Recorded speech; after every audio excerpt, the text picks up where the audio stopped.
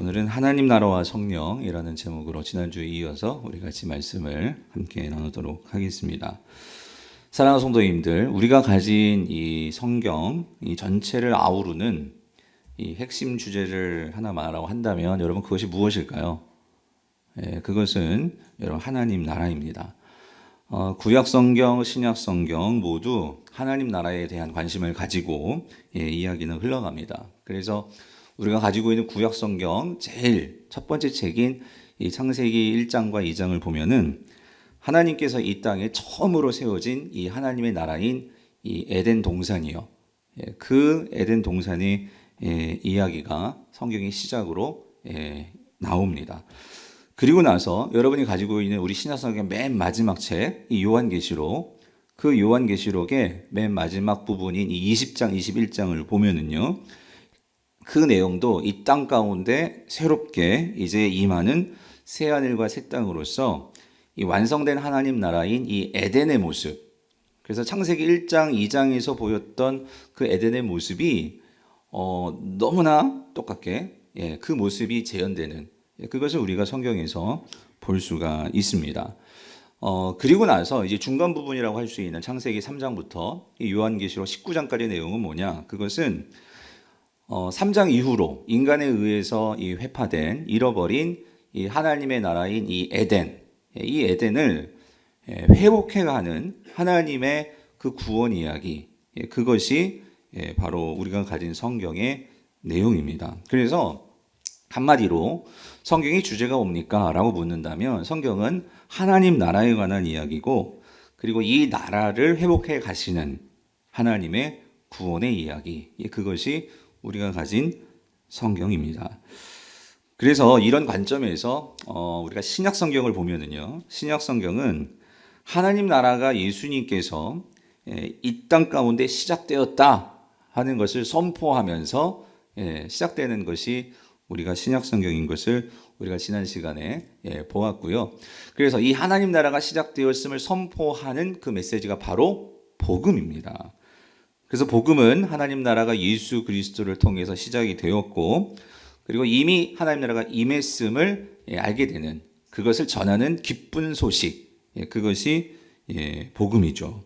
그래서 예수님은 복음서에서 이 병자들을 고치시고 또 귀신을 쫓아내시고 하는 것은 하나님 나라가 이미 임했다 하는 것을 눈으로 볼 수 있도록 그것을 보여주는 바로 표지이고요.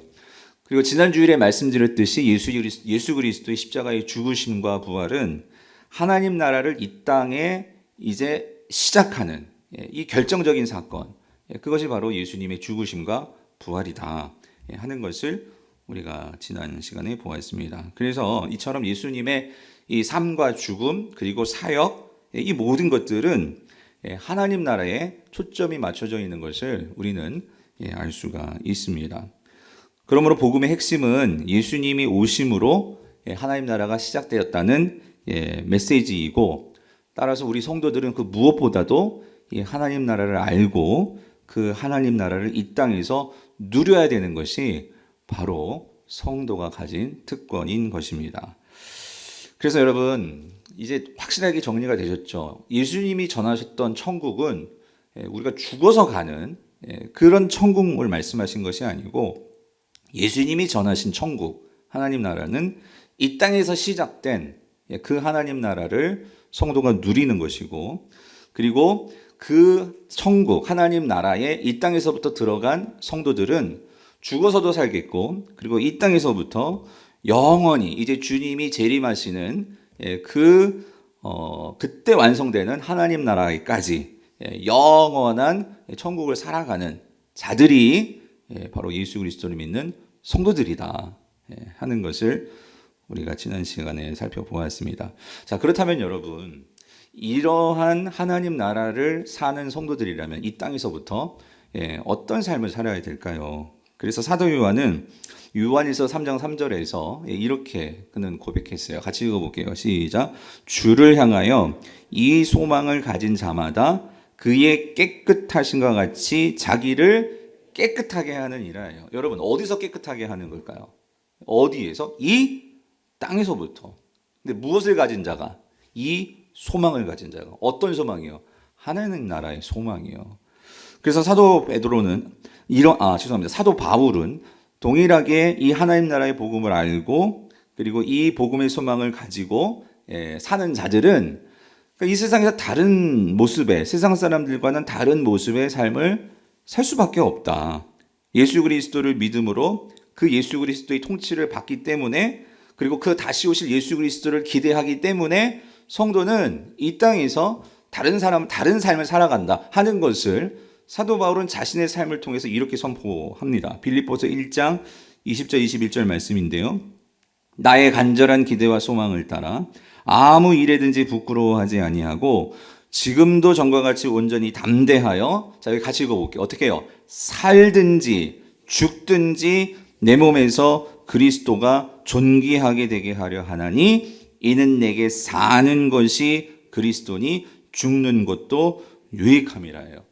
여러분 하나님 나라의 소망을 가지고 사는 사람은 이 땅에서 세상 사람들은 죽음을 두려워하지만 우리는 죽음을 두려워하지 않는다는 거죠. 왜냐하면 성도는 이 죽음의 문제가 해결된 자들이기 때문에. 여러분 믿으십니까? 그래서 성도는 이 땅에서 살아가는 삶의 이유도 소망도 모든 것이 하나님의 나라, 즉 그 하나님 나라의 왕 대신 그 예수 그리스도의 통치, 다스림 그것을 받기 때문에 우리가 온전히 초점을 두고 살아가는 것은 나를 통해서 누가 존귀하게 되는 거요? 예수 그리스도가 존귀하게 되는 거. 그렇게 될 때 우리는요 이 땅에서 어떻게 살 수 있을까요, 여러분? 왕 같은 존재로 살 수가 있다는 거예요. 이 세상의 것에 속박되어서 끌려다니고 종속되어서 중독되어서 그렇게 사는 비참한 존재들이 아니고 왕 같은 자들로서 이 세상을 다스리면서 이 세상에 선한 영향을 끼치면서 우리가 있는 자리에서 세상 사람들이 뭐라 하건 그 자리가 비천한 자리라 할지라도 그곳에서 왕같이 당당하게 살아갈 수 있다. 담대하게 살 수 있다. 사도 바울은 지금 그것을 말씀하고 있는 거예요. 자, 근데 여러분 이렇게 살 수 있도록 이 왕같이 담대하게 살든지 죽든지 두려워하지 않고 살 수 있도록 하나님께서 우리에게 주신 것이 있다는 거예요.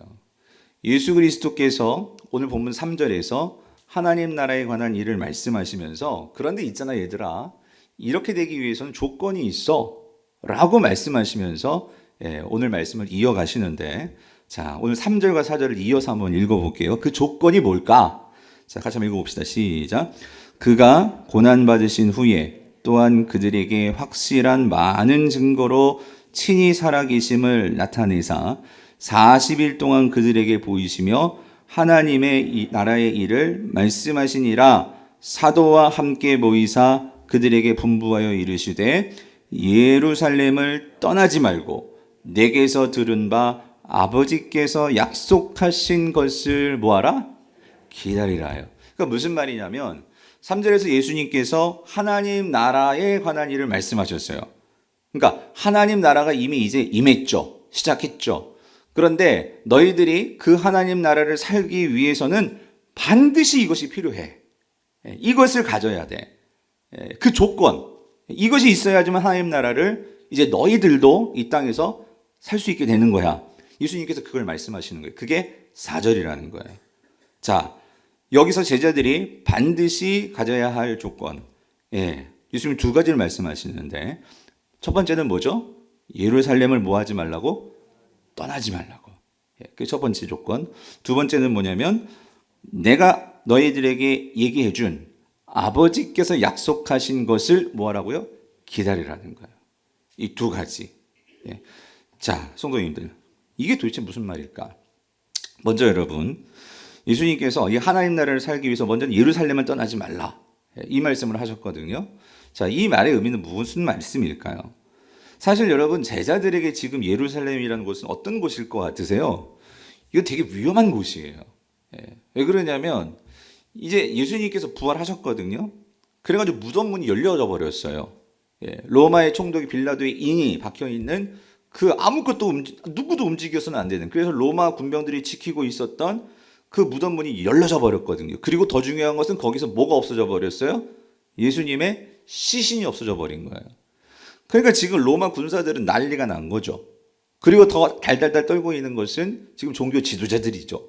아니 예수님을 지금 무덤 속에 가둬가지고 죽여서 넣어놨는데 예수님이 없어져 버렸으니, 그러니 이들은 어떻게 생각했을까요? 제자들이 훔쳐갔다. 이런 이제 소문들을 퍼뜨리고 이제 이 제자들 체포령이 내려진 거예요. 예루살렘에. 이런 상황이에요. 더군다나 또 제자들의 심리적으로는 이 예루살렘은 어떤 면에서는 그들에게 처참하게 그들의 이 비겁함이 드러난 사실 기분 좋지 않은 곳이 예루살렘이죠. 예수님이 십자가에 못 박혔을 때 다 도망가서 다 숨어 있던 곳이 예루살렘이었어요. 예. 그러니 이 예루살렘은 사실 제자들에게는 지금 빨리 피하고 싶은 곳이죠. 빨리 고향으로 가든 빨리 벗어나고 싶은 그곳, 그곳이 바로 예루살렘이라는 거예요. 즉 예루살렘은 한마디로 표현하면 어떤 곳일까요? 실패의 자리예요.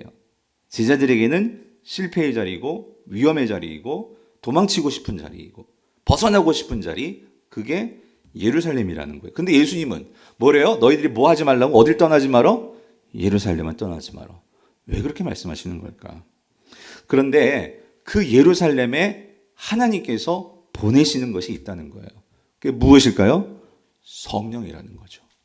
성령을 예루살렘에 모여있는 그 제자들에게 보내주시겠다는 거예요. 여러분, 이건 무엇을 말해주는 걸까? 여기는 아주 중요한 신학적인 의미가 있어요.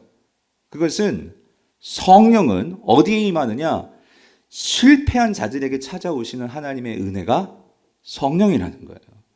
성령은 실패해서 세상에서는 소망 없고 완전히 망가져버린 그 자들에게 하나님은 새롭게 새로운 시작을 하실 수 있도록 일으키시는 그 하나님의 특별한 은혜가 뭐다?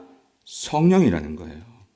그래서 예수님은 제자들이 실패한 자리, 인생에서 가장 위험하고 두려운 그 자리에 하늘로부터 내려오는 성령을 받게 하심으로 그들이 새롭게 회복이 되는, 그들이 새로운 피조물로 당당하게 서게 되는 새로운 역사를 쓰게 해주시기 위해서 말씀하시는 거예요. 예루살렘을 떠나지 말고 성령을 기다려라.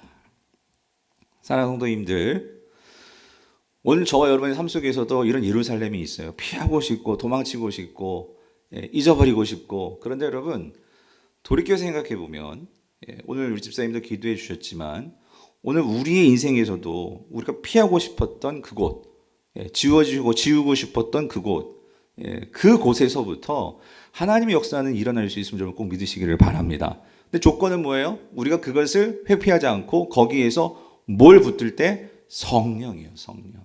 성령을 붙들 때. 그래서 여러분 이건 구약에서부터, 그래서 예수님께서 아까 말씀하신 거예요. 내게서 들은 바 그랬잖아요. 그죠?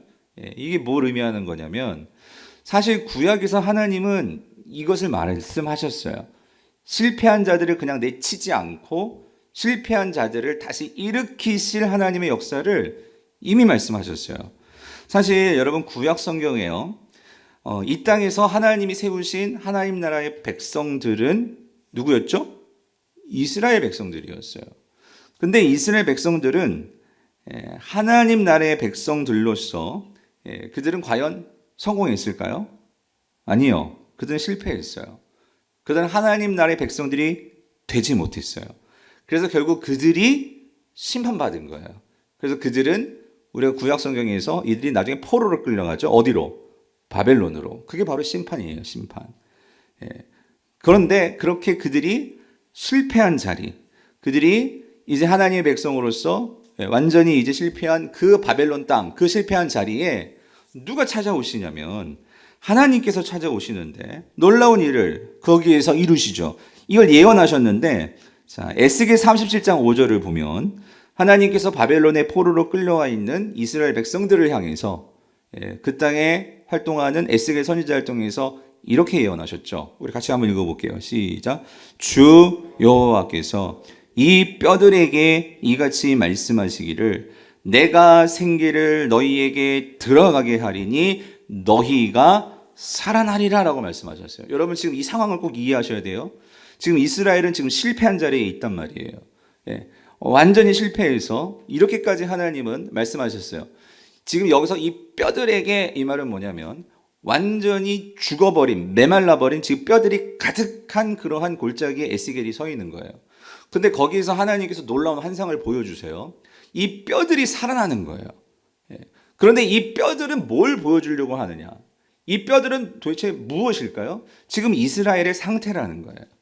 완전히 소망도 꿈도 없고 완전히 실패해서 어떻게 살아갈지 모르는 그 이스라엘 백성들을 보여주는 거죠. 그런데 그 뼈들에게 뭐가 들어가요? 나의 생기. 여러분, 이 생기, 루아, 이게 뭘까요? 성령이에요, 성령. 하나님의 영이신 성령이 그들에게 들어갔을 때 너희가 어떻게 된다고요? 살아나리라. 그래서 여러분, 이 뼈들이 살아납니다. 살아나고, 그런데 이 뼈들이 살아나는 것을 조금 더 구체적으로 어떤 역사로 말씀하시냐면 앞장인 36장을 보면 25절부터 28절에서 하나님께서 이렇게 말씀하세요.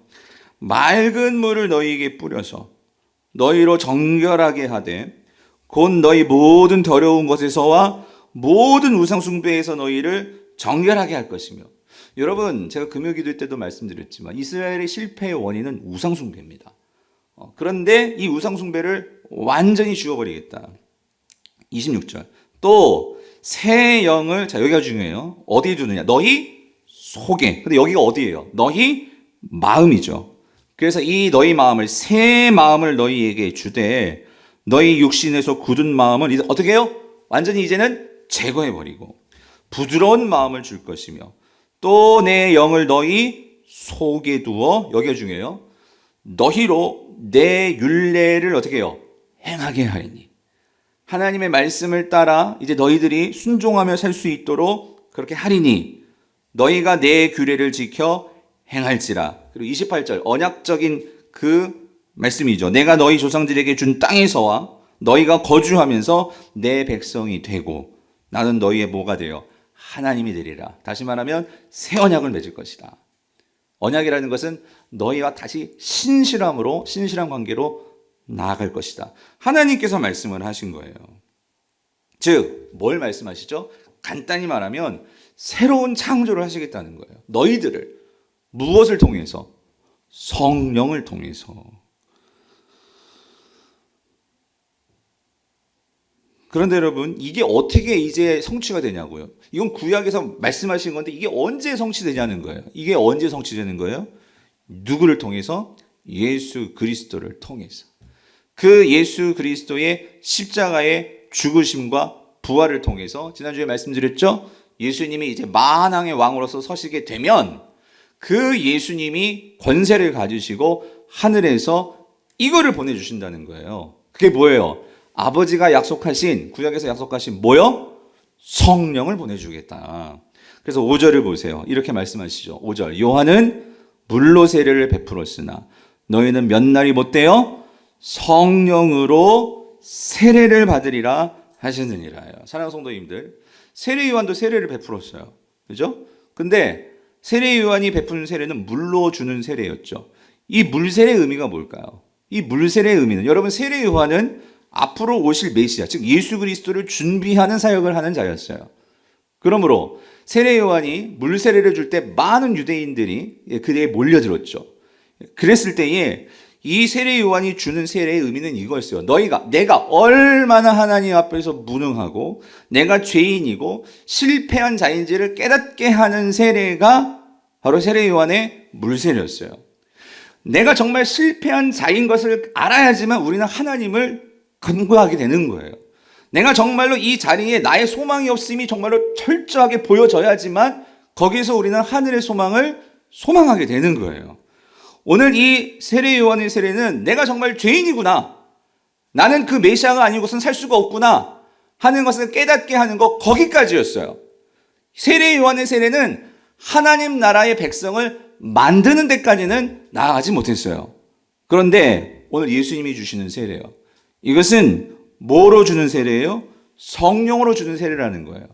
이 성령으로 주는 세례는 뭐죠? 이것은 이제 그 실패한 자리에 있는 자들을 다시 하나님의 백성으로 만드는, 하나님의 백성으로 새롭게 창조하는, 이전의 이스라엘 백성들과는 완전히 차원이 다른 새로운 이스라엘, 새로운 하나님의 백성으로 만드는 새 창조의 역사, 그거를 이루는 것이 뭐예요? 성령 세례라는 거예요. 내가 너희에게 세례를 성령으로 베풀겠다.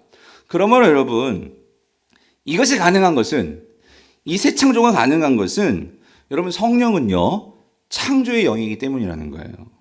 여러분, 하나님이 천지를 창조하실 때 이 땅이 혼돈하고 공허하고 흑암으로 가득 차 있을 때, 그때 세상에서 운행하시는 분이 계셨어요. 여러분, 그분이 누구일까요? 그분이 바로 성령님이시라는 거예요.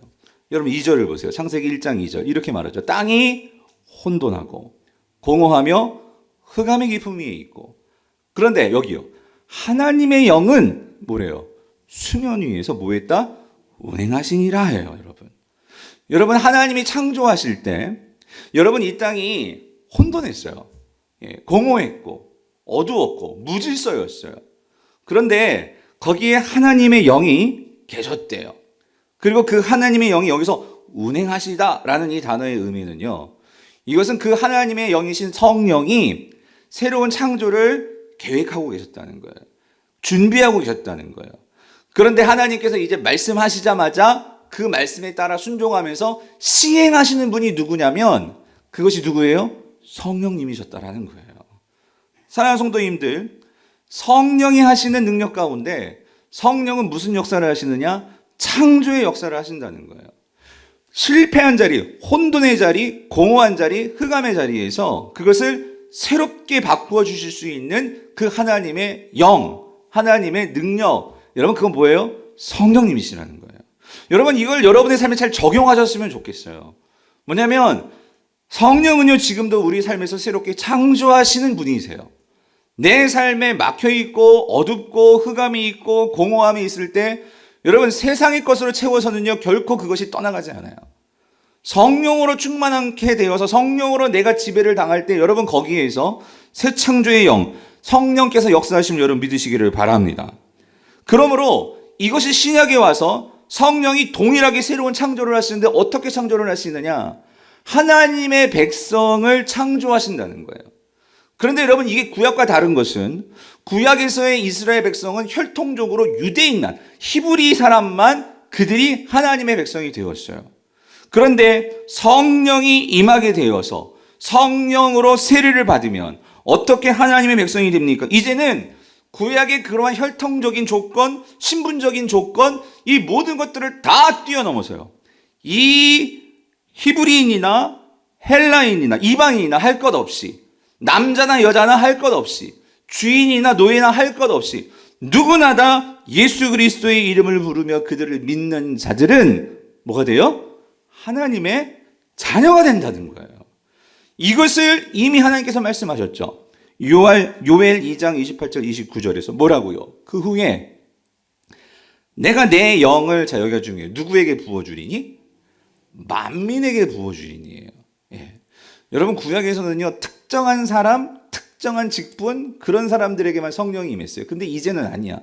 예수 그리스도가 만왕의 왕으로 통치하시는 시대가 되면, 하나님 나라가 이 땅 가운데 새롭게 열리게 되면 어떻게 돼요? 만민에게. 그래서 그 만민의 그 종류가 이제 나와요. 너희 자녀들이 이제 어떻게 돼요? 장래일을 말할 것이며, 너희 늙은이들이 어떻게 돼요? 꿈을 꾸며, 너희 젊은이는 어떻게 돼요? 이상을 볼 것이며. 이건 뭐냐? 나이에 상관없이. 예. 그리고 여기서 장래일을 말한다, 꿈을 말한다, 이상을 말한다, 이거는요 무슨 점치고 이런 의미 아니에요. 이건 뭐예요? 하나님 나라를 알게 될 거라는 거예요. 예. 하나님 나라의 비전을 보게 될 거라는 거죠. 뿐만 아니라 그때 내가 또 여기요, 내 영을 누구에게? 남종과 여종에게 부어줄 것이며, 차별 없이. 예. 하나님이 그렇게 창조를 하시겠다는 거예요. 그래서 요엘 2장 32절, 누구든지 여호와의 이름을 부르는 자는 무엇을 얻어요? 구원을 얻으리니 이는 나 여호와의 말대로, 자 여기요, 여기 시온산과 예루살렘에서 피할 자가 있을 것이며. 여러분 예수님이 아까 어디를 떠나지 말라고? 예루살렘을 떠나지 말라고. 여러분 지금 여기요, 이 유대인들에게 이 시온산과 예루살렘은 실패의 자리였거든요. 우상 숭배의 자리였고, 그런데 거기에서부터 놀라운 새 창조가 일어나게 될 것이다. 하나님이 말씀하시잖아요, 구약에서. 그러므로 남은 자 중에 나 여호와의 부름을 받을 자가 있을 것임이니라. 뭐죠? 하나님 나라의 백성이 세워진다는 거예요. 즉 새로운 하나님 나라의 백성들이 누구를 통해서? 성령을 통해서. 성령이 임하심으로 세워지게 된다는 거죠. 이것을 신약 성경을 한 단어로 뭐라고 하죠? 교회라고 하는 거예요. 교회가 세워진다는 거예요. 교회가. 뭘 통해서? 성령을 통해서. 여러분, 교회를 우습게 여기시면 안 돼요. 제가 목사로 산다는 얘기가 아니고, 여러분, 교회는요, 하나님께서 구약에서부터 꿈꾸시고 계획하셨던 것을 예수 그리스도의 피값으로 그분의 부활과 그분의 생명으로 막바꿈으로 이 땅에 세우시는, 뭘 위해서? 뭘 회복하려고? 하나님 나라를 회복하시기 위해서. 하나님 나라를 회복하시기 위해서 하나님께서 이 땅에 세우시는 것이 바로 뭐예요? 교회라는 거예요. 그런데 여러분, 더 중요한 것은 이 교회가 뭡니까? 교회는 건물이 아니에요. 그럼 교회는 뭐예요? 바로 예수 그리스도의 이름을 부르는, 여호와의 이름을 부르는 자들. 누구죠? 여러분들이에요. 여러분들. 오늘 저와 여러분들의 이 모인 이 강북 우리 교회는 지금 우리 모여있는 여러분들이 교회라는 거예요. 그러므로 여러분 각자가 잘 돼야 돼요. 이 소리는 뭐냐면, 여러분들, 우리는 부흥을 꿈꾸죠. 부흥은 무조건 사람이 막 때려 모이고, 여러분, 그게 절대 부흥이 아니에요. 부흥은 뭐냐면, 여러분 한 사람 한 사람이 제대로 예수 그리스도의 이름을 부르고, 내가 하나님의 정말로 새로운 백성이 되었고, 그 구원의 감격이 있고, 그래서 내가 그 구원의 감격에 눈물을 흘리며 감사할 수 있으며 찬양할 수 있는 그런 성도들이 될 때 교회는 부흥하는 거예요.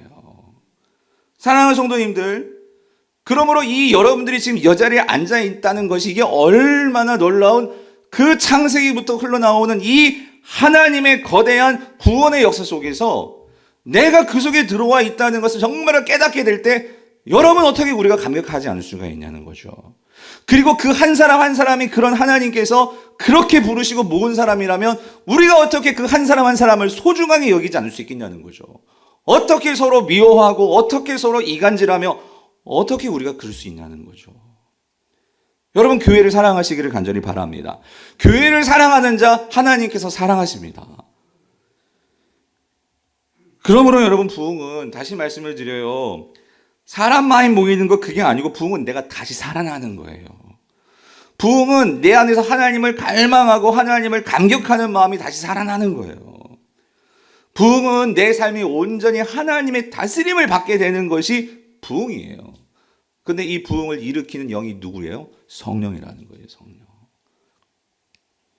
성도님들, 우리가 이 성령을 통해서 이 다시 살아나는 이 부흥을 맛보면 여러분 절대로 의기소침하지 않습니다. 내가 아무리 세상에서 사람들 보기에 가진 것도 없고 뭐 잘난 것도 없고, 여러분 사실 예수님의 제자들이 다 그런 사람들 아니에요. 어떻게 보면 세상적으로 보면 별 볼 일 없는 사람일 수도 있고, 그런데도 그런 자들이 대제사장 앞에서 나중에 성령을 받고 당당하게, 우리가 사도행전의 역사를 보면 알 수 있잖아요.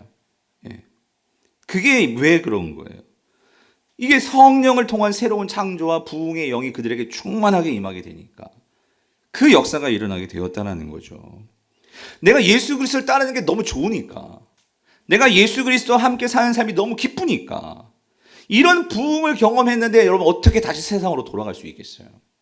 내가 그거를 경험해 보지 못하고 그것으로 충만한 삶이 계속되지 못하니까 우리가 다시 옛날에 그 죄된 그러한 속성, 습성이 다시 우리 안에서 꿈틀꿈틀거리면서 우리가 그렇게 다시 그쪽으로 따라가게 되는 거죠. 분명한 것은 오늘 하나님의 교회인 저와 여러분들이 이러한 부흥을 경험하면서 살아가게 된다면 세상 속에서, 그럼 사람들은 반드시 저와 여러분들에게 관심을 갖게 될 거예요. 왜냐하면 다르니까. 예, 사는 게 다르니까. 근데 여러분, 다르면, 이 세상은요, 다르면 좀 이상하게 봐요. 예. 그러니까 맨 처음에는 우리나라도 마스크 쓰면 되게 이상하게, 요즘은 이 마스크를 안 쓰면 이상하죠. 예? 그러니까 이 세상은 논리가 그래요. 다르면 맨 처음에는 이상하게 보는데 나중에는 그 사람들 다 못 쓰고 있어? 마스크 쓰고 있는 거예요. 예. 성도님들, 우리가 예수 그리스도를 따라 살면 세상이 우리가 다르기 때문에 우리를 이상하게 보고, 그래서 우리를 핍박을 해요. 예. 우리를 무시하기도 해요. 조롱하기도 해요. 그런데 여러분, 계속해서 그렇게 살아보세요. 그러면 사람들이 질문을 할걸요? 그리고 이렇게 생각할 거예요. 정말 하나님이 있기는 한 건가? 하면서 그들이 생각하기 시작할 거라는 거죠. 사랑하는 강보고 우리 성도님들, 정말 이러한 세상에서 부흥을 경험하고 부흥을 일으키는 저와 여러분 될 수 있기를 간절히 바랍니다. 예수 그리스도의 십자가의 죽음과 부활을 통해서 여러분 하나님 나라가 이미 시작이 되었다고요. 만왕의 왕으로 예수 그리스도가 서셔서 이 땅을 다스리고 계시다고요. 그러므로 성령이 우리 안에 계심으로 우리가 성령의 통치를 받고 다스림을 받으면 여러분 우리는 당연히 세상 사람들처럼 그렇게 살지 않고 아까 말했죠. 죽음 앞에서도 담대하게 살 수 있는 그런 삶을 살게 된다는 거예요. 예수 그리스도를 더 닮고 싶고 예수 그리스도를 더 배우고 싶고 예수 그리스도를 통해서 이 온전하게 세상 속에 예수 그리스도를 보이는 삶을 살게 된다는 거예요. 이 능력을 주시는 분이 누구시라고요? 성령님이시라는 거예요. 그러므로 여러분 이거 잊지 마세요. 지금 오늘 저와 여러분 안에 이런 어마어마한 이 천지를 창조하실 때부터 운행하셨던 성령님이 저와 여러분 안에 계시다는 거, 이거 놀라운 신비 아니에요? 세상을 창조하신 그 분이 우리 안에 계시는데 여러분 나 하나 바꾸지 못하시겠습니까? 나 하나 어떻게 새롭게 하지 못하시겠어요? 문제는 뭐냐면 우리가 고집을 피우고 있는 거예요. 성령이 내 안에 계신데도 불구하고 우리가 성령을 따라 살겠다고 정말 그분께 순복하고 순종하지 않고 여전히 내 힘과 내 방식대로 내가 살아가니까 우리의 삶이 버거운 거죠. 결과는 세상과 똑같으면서. 그러니까 부흥이 일어나지 않는다는 거예요. 제가 한 가지 비유를 한번 들어볼게요. 여러분이 만약에 어떤 마을에 가는데 이 마을이 아주 깜깜해요. 밤이 되었는데 전등불도 없고 텔레비전도 안 켜놓고 사람들이 하여튼 그렇게 밤만 되면 그냥 다 일찍 잠만 자는 거예요. 불이 안 들어오니까, 전기가 없으니까. 그래서 야, 이게 진짜 시골 촌구석이라서 그런가 했는데 어느 날 어떤 집이 있어. 가봤더니 거기에 큰 발전소가 있는 거예요. 발전기가. 근데 알고 봤더니 그 마을이 전기가 없는 게 아니라 이들이 전기를 돌리지 않고 있는 거야. 전기를 쓰려고 하고 않고 있는 거야. 여러분 만약에 그런 마을에 가서 여러분들이 만약에 사신다 생각하시면 어떠실 것 같아요? 이 마을 사람들이 어떻게 생각되세요? 멍청한 거 아니에요? 아니 발전소 돌리면 우리가 밤에도 불 켜고 얼마든지 많은 것을 할 수 있고 그렇게 살 수 있는데, 아니 발전소를 지어놓고 누군가가 갔는데 그거를 쓸 줄을 모르고 안 쓰고 있다면 여러분 이게 얼마나 우스꽝스럽냐고요. 근데 여러분 이게 꼭 어떤 면에서는 예수님이 이 땅에 성령 보내주셨고 그리고 나서 가셨는데 그것도 우리 각자 속에 성령을 다 넣어주셔가지고 그렇게 해놓고 가셨는데 우리가 그 성령을 사용하지 않고, 이런 말 표현 죄송하지만 비유로, 그러니까 성령을 우리가 정말로 함께 동행하지 않고 그 성령을 의지하지 않고 그렇게 살아가니까 성령의 능력이 뭔지도 모르고 그냥 그러면서 신앙생활 하는 거예요. 내 힘으로. 힘겹게. 그렇지만 힘겹게라도 교회 나오니까 참 귀하신 건데, 그러니 신앙생활 해도 뭐가 없어요? 기쁨도 없고 재미도 없고. 여러분 혹시 우리가 이렇게 신앙생활 하고 있지 않냐는 거죠. 여러분 예수님께서 뭐라고까지 말씀하셨냐면 이 성령이 임하면 어떻게 될 것인가? 요한복음 14장 12절에서 이렇게까지 말씀하셨어요. 같이 읽어볼게요. 시작. 내가 진실로 너희에게 이르노니 나를 믿는 자는 내가 하는 일을 그도 할 것이요 또한 그보다 큰 일도 하리니 이는 내가 아버지께로 감이라. 이게 무슨 말이야? 내가 아버지께로 가서 너에게 뭘 보내주기 때문에, 성령을 보내주기 때문에 너희는 나처럼 그렇게 그 일을 할 수 있고 또 더 나아가서 이렇게까지 말씀하셨어. 나보다 더 큰 일도 너희들이 할 수 있어. 이게 내 힘으로는 절대로 안 되겠죠. 그렇죠 여러분? 우리 안에 뭐가 있으니까? 성령이 계시니까. 그러면 사랑하는 성도님들, 여러분 안에 계신 성령님을 여러분 존중하시기를 바랍니다. 우리 안에 계신 성령님과 여러분 친해지셔야 돼요. 우리 안에 계신 성령님과 여러분이 동행하셔야 된다고요. 여러분 안에서 그분이 권능으로 역사하실 수 있도록 여러분 자신을 내어드려야 한다라는 거예요. 그래서 예수님께서 8절에서 말씀하시는 거예요. 뭐라고? 오직 성령이 너희에게 어떻게 해요? 임하시면 너희가 뭘 받는데요? 권능을 받고. 그랬잖아요. 권능. 권능을 받고 예루살렘과 온 유대와 사마리아와 땅끝까지 이르되 뭐가 된다고요? 증인이 되리라 하시냐고. 너무 잘하는 말씀이시잖아요. 근데 여러분 여기서요, 이 권능을 받는다, 이걸 조금 더 우리가 좀 더 생각해 볼 필요가 있는 것 같아요. 여러분, 권능이 뭐냐? 힘이죠. 근데 우리가 권능하면 여러분 많이 이렇게 생각해요. 권능을 힘 맞아요. 능력이니까. 근데 이런 거 막 병 고치고 막 귀신 쫓아내고 막 이러한 어떤 막 카리스마틱한 어떤 은사주의 어떤 그러한 이 권능 생각하시는데, 여러분 예수님이 여기서 더 궁극적으로 말씀하시는 권능은 구약적인 백그라운드를 가지고 와서 생각하면은요, 첫 번째 권능은 뭐냐면은요, 이겁니다. 하나님을 아는 거예요, 아는 거. 하나님을 아는 거. 여러분, 하나님을 아는 거 우습게 여기시면 안 돼요. 우리가 하나님을 아는 것 같죠? 여러분, 바리새인들도 하나님을 안다고 생각했지만 그들은 하나님을 진짜 몰랐어요. 하나님을 안다는 것은 여러분, 우리 힘으로 절대 되는 게 아닙니다. 하나님을 알게 해주시는, 도와주시는 분이 계셔야 돼요. 여러분, 그게 누구예요? 성령님이시라는 거예요.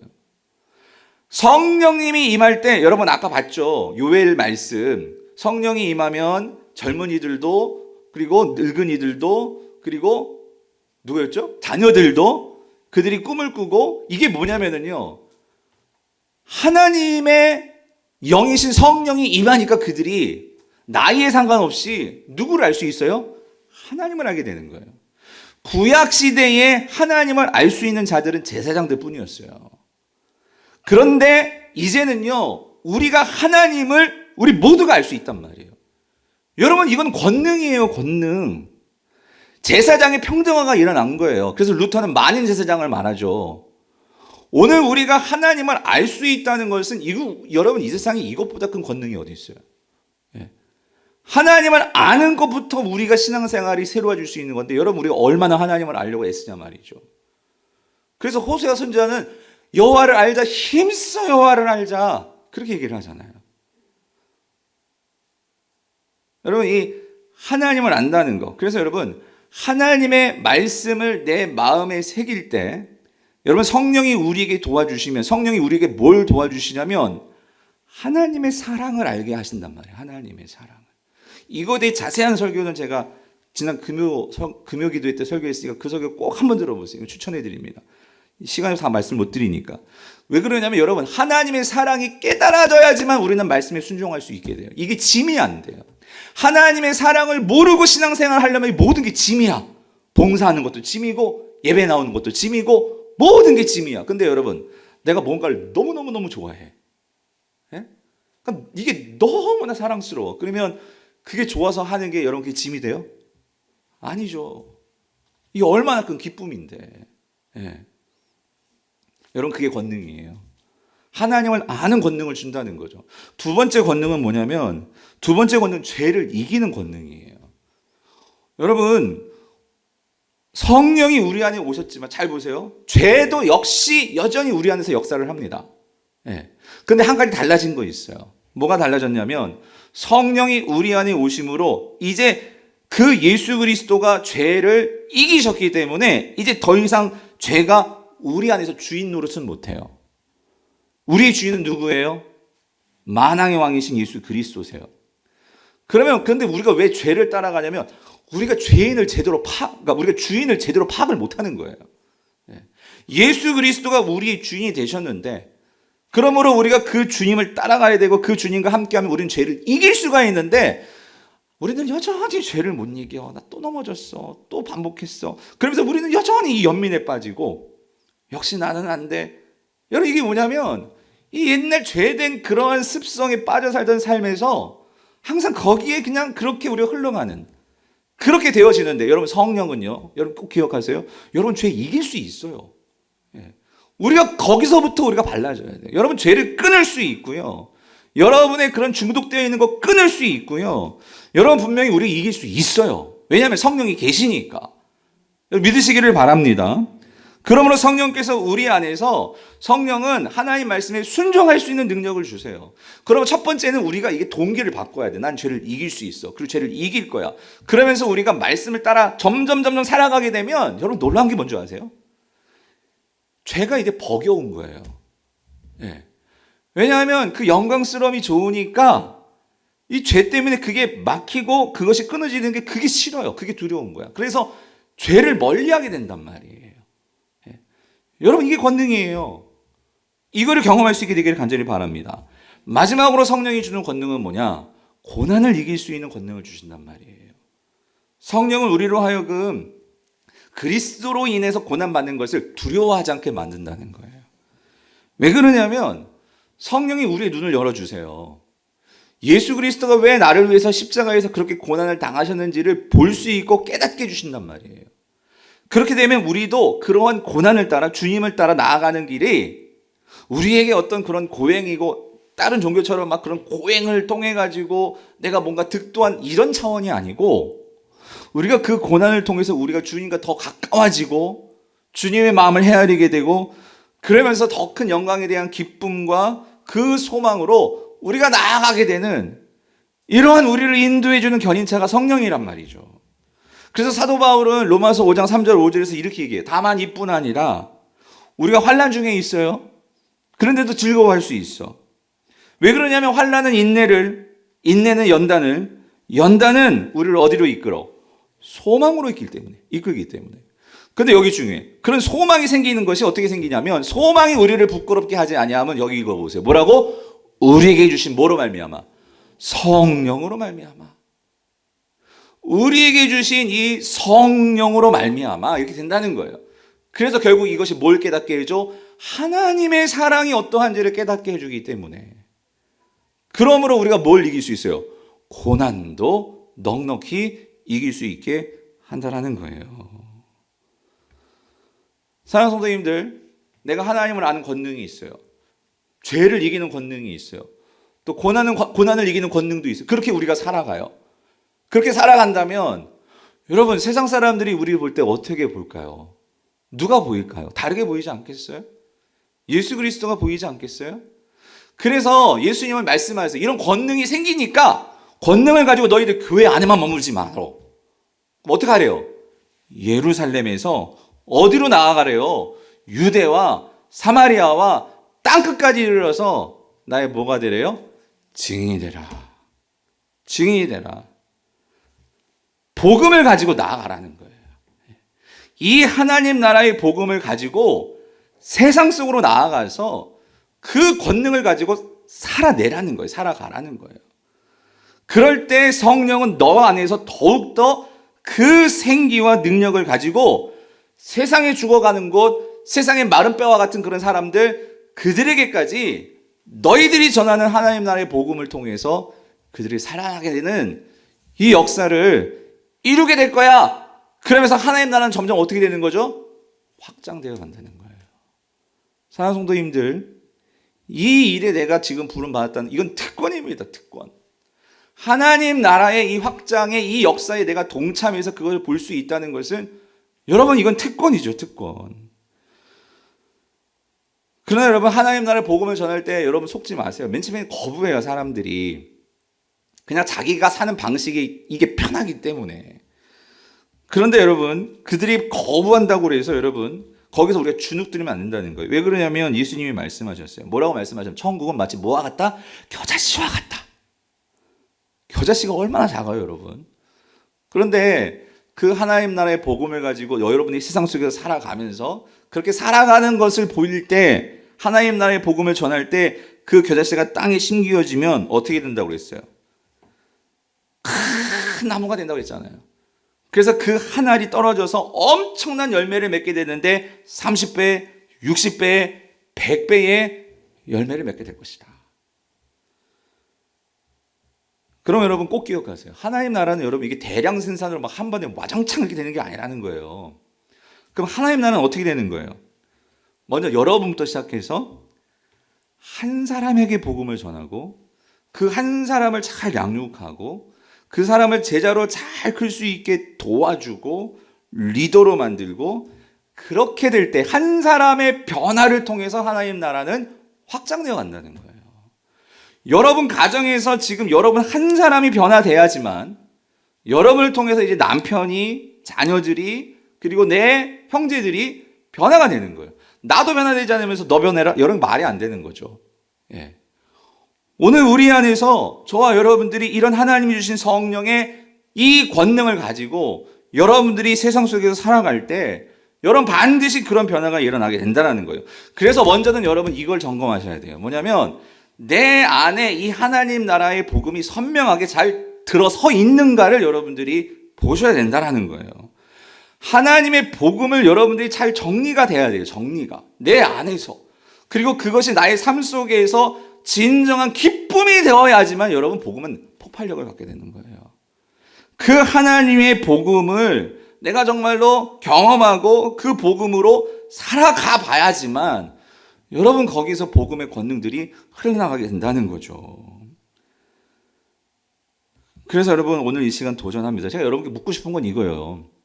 성령도 계시고 하나님 나라의 복음도 들었는데 과연 여러분 안에는 이런 선명한 하나님의 복음이 여러분 들어 있으십니까? 여러분 우리가 이 복음이 있어야지만 세상에 나가서 할 말 있는 자가 되는 거예요. 그리고 어떻게 살아 보일 수 있는 자가 될 수도 있는 거죠. 그러므로 그들이 삶에서 절망과 시련과 어려움이 있을 때 우리는 그때 내가 가지고 있는 이 복음을 통해서 그들에게 기쁨을 전해줄 수 있고 삶의 소망을 보여줄 수 있고 여러분 그게 증인이죠. 여러분에게 이런 복음이 정립되지 않으면 여러분 사도 바울 때도 보세요. 사도 바울이 계속해서 그가 왜 로마 교회도 그렇고 복음을 증거하냐면 이미 예수님을 믿는 사람들에게도 복음을 증거했어요. 로마 교회 같은 경우에. 왜 그러냐면 내 안에 하나님 나라의 복음이 바르게 정립되어지지 않으면 뭐가 들어오냐면 거짓 복음이 들어온다는 거예요. 거짓 복음.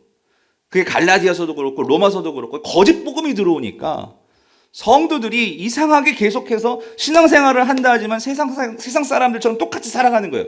고린도 교회도 마찬가지잖아요.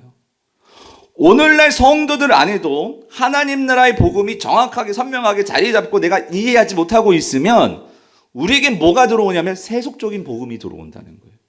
교회를 다니면서도 세상 방식대로 살아가는 게 우리가 하나님 나라의 복음과 세상의 복음을 이걸 이게 구분이 안 되니까 그럼 우린 당연히 세상적인 복음이 더 좋단 말이죠. 세상에서 성공하고 예수 믿고 잘 되고 복 받고 높아지고 이런 거 고난 없고 십자가 없고 그런 복음. 그래서 여러분 다시 붙인 거예요. 뭐라고? 복음으로 다시 시작하라고.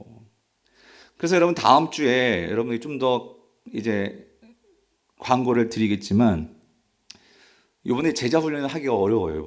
이번에 완전 이렇게 전반기가 훅 세 달이 가버려 가지고 그래서 하나님 어떻게 해야 됩니까 하다가 하나님께서 아이디어를 주셨어요. 딱 5주 6월 7월 하여튼 6월 7월 이렇게 하면 5주 그래서 복음 반을 만들려고요. 복음 반.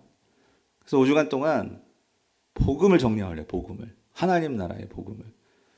그래서 여러분 가운데 아직 내 안에 하나님 나라의 복음 이게 뭐지? 알긴 아는 것 같은데 정리가 안 돼 있는 것 같고 그런 분들이 계시다면 2주간 여러분 기도하세요. 기도하시면서 하나님 정말 나에게 이 복음의 감격이 있습니까? 내가 정말 복음 누군가를 만났을 때에 그 하나님 나라의 복음에 대해서 자신 있게 이걸 전해줄 수 있는 그런 내 안에 복음이 있나요? 그걸 이번 한 주간 동안 여러분들이 좀 하나님 앞에 기도하시면서 좀 그런 진지하게 나는 정말 성령의 권능을 가지고 그걸 누리면서 살고 있나? 하는 것들을 좀 고민하시면서 여러분이 좀 기도하시면서 이번 한 주간 좀 보내셨으면 좋겠어요. 그리고 하나님께서 마음을 주시는 분이 계시면 이 복음반에 들어오셔서 한번 여러분들이 그거를 이 기회 5주간 동안 이걸 정립하셔가지고 여러분들의 삶에 정말 신앙의 가장 기초한 파운데이션 이 기초를 닦아서 남은 나의 삶 속에서 더 주님과 성령과 함께 동행하며 그 권능을 가지고 살아가는 기쁨을 누리시는 우리 성도님들 될 수 있기를 여러분 간절히 바랍니다.